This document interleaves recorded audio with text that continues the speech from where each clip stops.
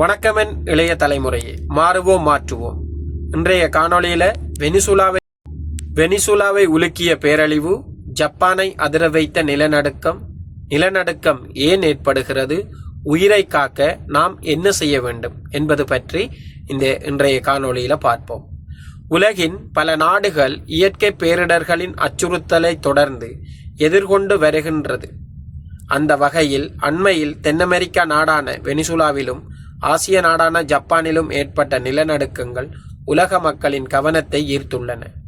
வெனிசுலாவில் ஏற்பட்ட சக்தி வாய்ந்த நிலநடுக்கம் பல கட்டடங்களை சேதப்படுத்தியதுடன் பலர் உயிரிழந்ததாகவும் ஏராளமானோர் காயமடைந்ததாகவும் தகவல்கள் வெளியாகியுள்ளன. மீட்பு குழுக்கள் இடிபாடுகளில் சிக்கியவர்களை தேடும் பணியில் தொடர்ந்து ஈடுபட்டு வருகின்றனர். பாதிக்கப்பட்ட மக்களுக்கு தற்காலிக முகாம்கள் அமைக்கப்பட்டுள்ளதுடன் மனிதாபிமான உதவிகளும் வழங்கப்பட்டு வருகின்றன. அதேவேளை ஜப்பானின் வடகிழக்கு பகுதியில் ஏற்பட்ட சக்தி வாய்ந்த நிலநடுக்கம் அந்த நாட்டு மக்களிடையே பெரும் பதட்டத்தை ஏற்படுத்தியது. இருப்பினும் ஜப்பானின் முன்னேற்றமான நிலநடுக்க தடுப்பு கட்டுமான முறைகள் மற்றும் அவசரகால முன்னெச்சரிக்கை அமைப்புகளால் பெரிய அளவிலான உயிரிழப்புகள் தவிர்க்கப்பட்டன.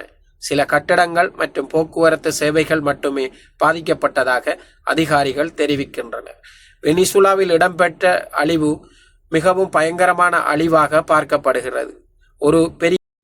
ஒரு நாடு யுத்தத்தின் போது எவ்வாறு பாதிக்கப்படுமோ அதுபோன்று பல குண்டுகளை தாங்கிய நிலம் போன்று அதன் இடிமானங்கள் இருப்பதாக அதை பார்வையிட்ட செய்தியாளர்கள் தெரிவிக்கின்றனர். 10,000 தொடக்கம் 1,00,000 வரை இறப்புகள் பதிவாகலாம் என்று அச்சம் தெரிவித்துள்ளது அமெரிக்கா.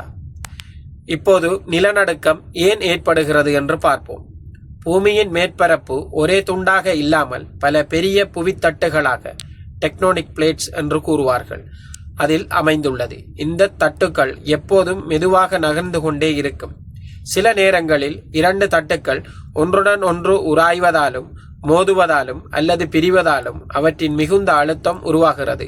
இந்த அழுத்தம் திடீரென வெளிப்படும் போது பூமிக்கடியில் சக்தி வாய்ந்த அதிர்வு உருவாகிறது.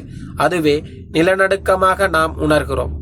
கடலுக்கடியில் இத்தகைய நிலநடுக்கம் ஏற்பட்டால் சில நேரங்களில் சுனாமி அலைகளும் உருவாகக்கூடும். நிலநடுக்கம் ஏற்படும் போது என்ன செய்ய வேண்டும்? நிலநடுக்கம் ஏற்பட்டால் பதட்டமடையாமல் அமைதியாக செயல்படுவது மிகவும் அவசியம். கட்டடத்திற்குள் இருந்தால் உறுதியான மேசை அல்லது மேசை பலகையின் கீழ் பதுங்கி தலையையும் கழுத்தையும் கைகளால் பாதுகாக்க வேண்டும். ஜன்னல்கள், கண்ணாடிகள் மற்றும் கனமான அலுமாரிகளில் இருந்து விலகி இருக்க வேண்டும். லிப்டை பயன்படுத்தாமல் அதிர்வு நின்ற பிறகு படிக்கட்டுகள் வழியாக வெளியேற வேண்டும். வெளியில் இருந்தால் கட்டடங்கள், மின்கம்பங்கள், பாலங்கள் மற்றும் மரங்களில் இருந்து விலகி திறந்த வெளியில் நிற்க வேண்டும். வாகனத்தில் இருந்தால் பாதுகாப்பான இடத்தில் வாகனத்தை நிறுத்தி அதிர்வு நிற்கும் வரை உள்ளேயே இருக்க வேண்டும். கடற்கரைக்கு அருகில் இருந்தால் நிலநடுக்கத்திற்கு பிறகு சுனாமி எச்சரிக்கை இருக்கிறதா என்பதை உடனடியாக கவனித்து உயரமான பாதுகாப்பான பகுதிக்கு செல்ல வேண்டும். அதிகாரப்பூர்வ அறிவிப்புகளை மட்டுமே நம்பி செயல்பட வேண்டும். வதந்திகளை பரப்பவோ நம்பவோ கூடாது. நாம் எவ்வளவு முன்னெச்சரிக்கையாக இருக்கிறோமோ அது நமது உயிர்களை காக்கும். நிலநடுக்கத்தை முன்கூட்டியே தடுக்க முடியாது. ஆனால் நிலநடுக்கத்தை தாங்கக்கூடிய கட்டிடங்கள், பொதுமக்களுக்கு விழிப்புணர்வு, அவசரகால பயிற்சிகள் மற்றும் உடனடி எச்சரிக்கை அமைப்புகள் மூலம் உயிரிழப்புகளையும் சேதங்களையும் பெருமளவில் குறைக்க முடியும். வெனிசுலா மற்றும் ஜப்பானில் நிகழ்ந்த இந்த நிலநடுக்கங்கள் இயற்கையின் சக்திக்கு முன் மனிதன் எவ்வளவு எச்சரிக்கையுடன் இருக்க வேண்டும் என்பதை மீண்டும் ஒரு முறை உலகிற்கு நினைவூட்டுகிறது.